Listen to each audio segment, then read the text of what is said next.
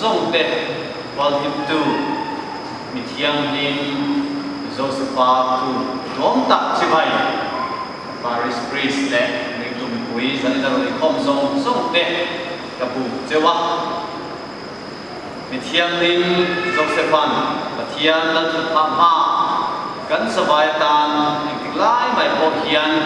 min tong trai sakani ni kha thar le la emi thiang lim Josepha chan chin hi kan thlem le a ma se Nazareth su ko thiang lim en tol tu nu mar pasal tu ar pathian na arwat ania bangin pathian chuan a thil ruat a mihring te fin na aya fin na le rem hriat na nei ania bangin he mo na achunga tla hi thatakin a hlen suak aniang ti rin phin na oma chu heti khopa choi moi ani hi a thil ti thatte zia ka chin sia ni lo ma se pathian chuan a chin sia pathian in a ria a huna chuan choi moya khobela hian in bia ki tam tak tele ka thale ki tam tak te hian in hemi thiang lim Josepha ming hi an trom puini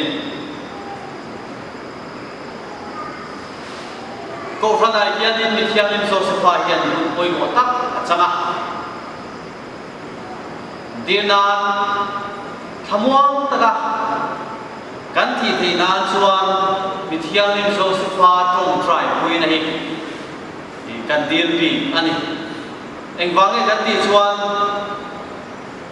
Josepha hi nu mari emo Isua Krista ma thi in an soi thina chutia mari le Isua ma bora ni chuan athi hun dar kara khan abula Isua Krista le nu mari anom arin oma nu mar le Isua Krista nomani chuan chungang pa ka thi na thamwan tha om donem ni chuani mi thialim Josepha ki ni po thamwang taka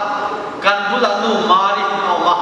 kan bula Isua Krista athi hun dar kara om theinan mi thialim Josepha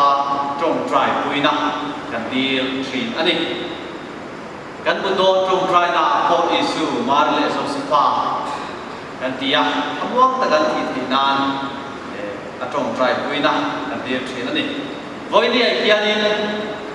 mi thialim Josepha na kan enton tura ko phanina adu chu na thok tu ani na hi ni na thok tu zong te kwan tu kan enton tu ko phanina a chok chok ani eng hange mi thialim Josepha hian ati kan ti chuan tu chia pakhat na khanin Isua Krista chu thingrem siam tu khopa tin elsen tawin usin tawin in khom nei na chuan midang ten achung thuan soi ni omzia chu mi thialim Josepha tho thingrem siam tu kan ti maya mystery ani mayam chu lung mystery lo thing lampanga mystery ani hela ma se he na hi na huai hu mi te na chu ti te chiama an na isan lo na ani voini apo mystery tha chu na ro pui ni khan lo ani mystery na thok chu chu ti te chiamin mi te na ngai sang lem lo ani trang kai he ma se ngai san om ani lem lo ani ma se vai ngen ha thok tu zong te ta na en ton tu a model ata na ani na chok chu ka ti chuanin eng wangin nge Josepha hian kham na a thok kan ti chuanin eng ang na po ni ro se niam le po ni ro se ma se khang an ha tho song kha Isua Krista le nu maritan Josepha ani ani Nazareth sun ko entol dan ai le para lo mu na chuan an a thoi ma khan a tho chan kha apoi mo ni ke ni pon na sang sang an thok thi na he ko fan chu nge a po yen kan ro bo na pen sang sang a mithianim Josephai na an na tho ai ro pui ni singa kan te chuan kan thok thi na ma se kan in zo ho tu chu en wangi nge he ka tho tu ta nge ka tho enge ka tho chan karin lu le ka tin lu ma enge a chan ko fan mai wangi nam ni Krista mai wangi nam ni ko fan kan mai Krista kan mai a kan mai wangan nyam per ka ti ni pon chu na nyam per ko tu ni ro se a ro pu ya ni choi moi tha ting ani Isu Krista kan mai ko fan kan mai ni chuan ro ra ka chu ni pon kha ro ra chu kha pathian ni tua chuan a ro pu ya ni ma sen nai am theu theu thok po kha a chen chuan in ri ru dam thir sang sang pui na ini mithianim Josepha chuan ni nu mar le Isu Krista na thidan he ko vela kanom chung chuan na kan tho ngai a tu chia pakhan na kanin pathian in leile ban siama van sama chung lek sapa te twin waya sama te khomwala omzong zong chunga pathian in an mishing te na thu nei ape en kol tu te kan ni stewards Tun he kovel kan en kol na ko na kan tho na ko hianin ma ni trang ma ngai a masia takam na lova he kovel kan na en kol tu kan ni na te hi lam chua ko se moi ni ya thiam nim Josepha kan zoi moya an na tho te record ni lo ma se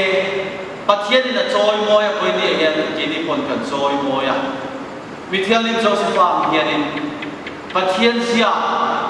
kan lan suat ti na chu na kan tho na hian ni se eng na ko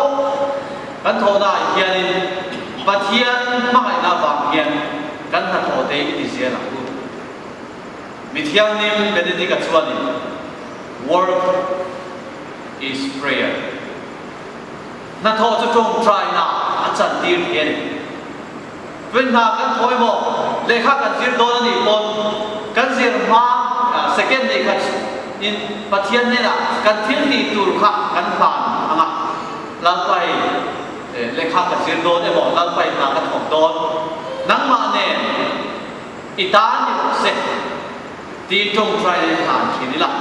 tin na kan tho lai lan pa lalpa ne na tong try na ril ru de lan thi ni la lalpa ka lo be tong ko na che ka fa ka che ka choi mo ya che lalpa min ku ya che sak na min pe che na kan tho so lalpa